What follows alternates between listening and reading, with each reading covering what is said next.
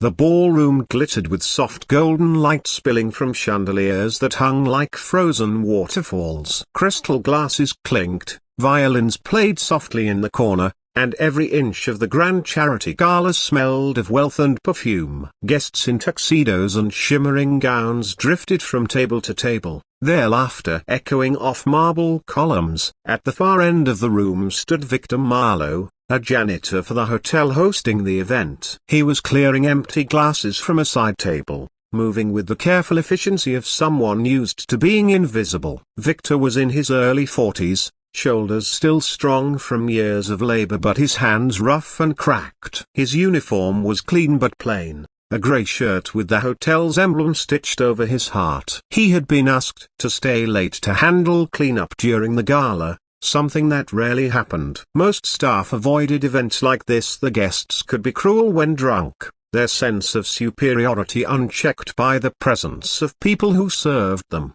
At the center of the room, Amara Chen moved through the crowd like a queen without trying. The billionaire CEO of Chen Global Industries was a fixture at high-profile events, a young, brilliant, and rumored to be untouchable. Tonight she wore a midnight blue gown, hair pinned elegantly, diamond earrings catching the light as she spoke with dignitaries and donors. Everyone wanted her attention. Few got it. Victor had noticed her before. She always tipped well, spoke softly to staff, and sometimes left thank you notes at hotel receptions, a rare kindness. He had once fixed a jammed elevator she was in, a year ago, when she was visiting under a different name. She had thanked him personally, but he doubted she even remembered. A group of wealthy guests near the champagne fountain noticed Victor. 3 men and a woman, mid-30s, dressed in glittering black tie outfits. Their laughter rose above the music, sharper now, with the unmistakable edge of mockery. "Look at him," one of the men said, sipping his drink. "He's got the day. I'm just happy to be here. Look, must be cleaning up after our mess." Another snickered. "Poor guy probably makes in a year what we spent on this table." Victor kept his head down, collecting plates. He'd heard it all before. Another glass clinked. Someone whispered, "Do you think he's embarrassed?" And laughter followed. Amara heard the laughter too. She turned her head slightly, her gaze drifting toward Victor. Her eyes narrowed almost imperceptibly. She excused herself from the conversation she was having and walked toward the champagne fountain. Victor straightened, ready to move out of her way. But Amara stopped in front of him. "Are you okay?" she asked softly. He blinked, caught off guard. "Yes, Mom," he said. "Just doing my job." The group behind them quieted, sensing something unusual. Amara gave them a cool glance but said nothing. Then she turned back to Victor. "Thank you for working tonight," she said. "This event would fall apart without people like you." Victor felt a lump in his throat. "Thank you, Mom," he said quietly. She smiled faintly and walked away.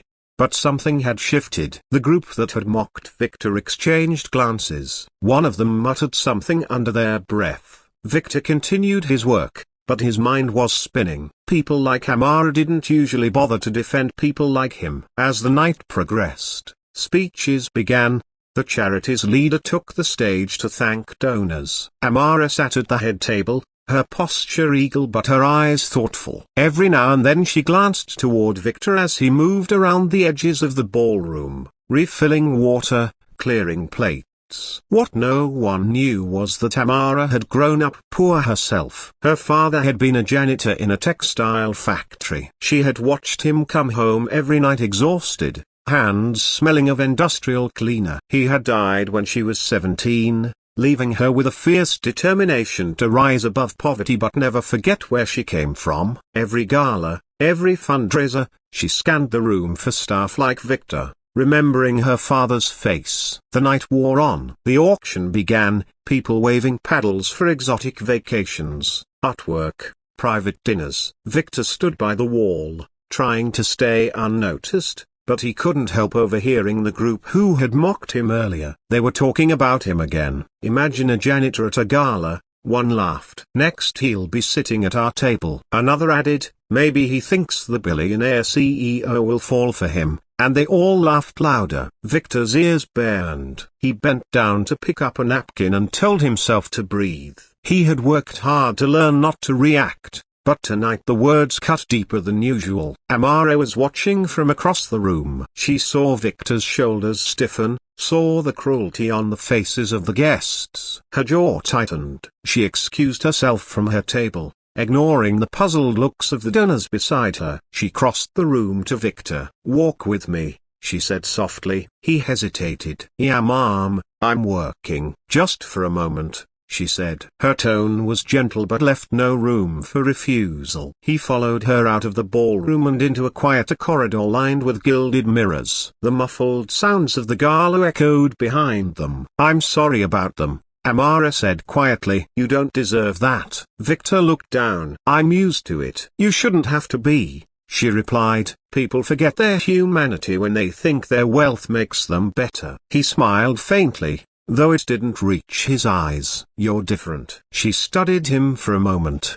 "My father was a janitor," she said. "In another life, I could be where you are." He blinked at her, startled. She nodded once, confirming it. For a moment they stood in silence, two people from different worlds sharing a private truth. Back inside, the gala reached its crescendo. The final donations were announced, champagne flowed, and cameras flashed. Amara returned to her table. Victor went back to his work. But something had shifted between Thema and understanding, a recognition. Then the moment came that no one could have predicted. The host announced a surprise final donation from Amara Chen. She rose from her seat, microphone in hand, and began to speak. "Tonight," she said, "we've gathered to support a cause we all believe in. But I want to remind everyone why charity matters. It's not about writing checks to feel good. It's about seeing the humanity in every INEOS staff, strangers,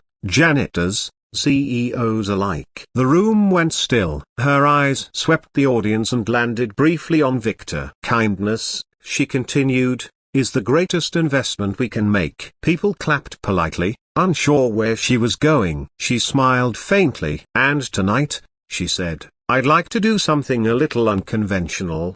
She set down the microphone, reached into her small clutch, and pulled out a small velvet box. Gasps rippled through the crowd. She turned toward Victor, who stood frozen near the wall, a tray in his hands. "Victor," she said, her voice carrying across the room. "Will you come here, please?" Every head turned. The group who had mocked him stared, open-mouthed. Victor set down the tray slowly, heart pounding. "Me?"